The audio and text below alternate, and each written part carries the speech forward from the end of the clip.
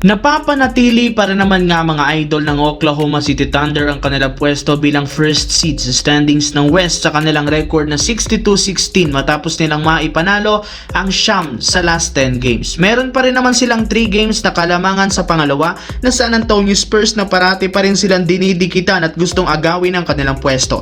Pero ayon sa pinakahuling inilabas na balita ngayon, kung sakali man nga pong maipanalo ng OKC Thunder ang next 2 games laban sa Lakers at Clippers sa April 8 at 9, tuluyan na nga nilang masisecure ang number 1 seed sa West. Pareho na rin naman nilang denomina ang dalawang team na ito, kaya sisiguraduhin ng OKC na maipapanalo nila ang mga susunod na dalawang games upang pwede nilang pagpahingahina ang kanilang mga key player papasok sa NBA playoffs. As of now, pwede na nga nila ang gawing out sina SGA at lahat ng mga key player para paghandaan ang nalalapit na NBA playoffs na magsisimula na sa April 19. Samantala, dahil nga sa pagkatalo muli ng Lakers kanina laban sa Dallas Mavericks, may ilang mga fans ang nagsabi kailangan na nga daw kumuha ang Lakers ng panibagong scorer sa buyout market, katulad na lang ni Jaden Ivey na isa sa free agent ngayon matapos siyang tanggalin ng Chicago Bulls. Malinaw na hindi kaya ni LeBron na buhatin ang isa ang opensa ng Lakers,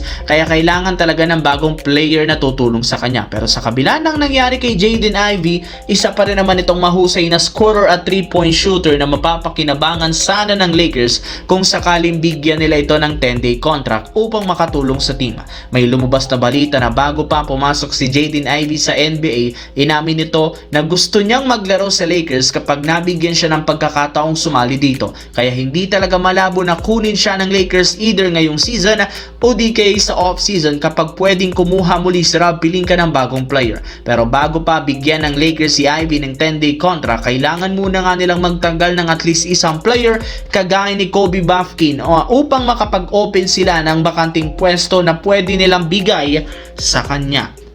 Sa kabilang banda, may pagkakataon na nga sana mga idol ang Golden State Warriors na makapag-pull off ng comeback sa kanilang game kanina laban sa Houston Rockets nang lumamang sila ng 1 point sa huling segundo ng 4th quarter kung saan 16 seconds na lamang ito. Sinundan pa ito ng pagkakaroon nila ng last shot. Ngunit dahil nga sa napakaraming pagkakamali, natalo pa rin sila. Una, ang nagawang pagkakamali ay ang paggamit ng small ball ni Coach Steve Kerr para sa depensa ng ginawang play ng Rockets sa huling segundo ng 4th quarter. Sinundan ito ng hindi pagsunod ni Brandon Podziemski sa inutos sa kanya na gawing play ni Draymond Green para kay Stephen Curry. Sa last play, makikita na kinausap na nga ni Draymond Green si Podziemski para bigyan si Curry ng double screen upang makakuha ito ng libre at mas maayos na tira sa 3-point shot. Ngunit sa hindi inasahan, hindi nga ito sinunod ni Podziemski at mas pinili na lang naman ito tumanganga sa gilid ng 3-point line at hintayin kung ipapasa sa kanya ang bola.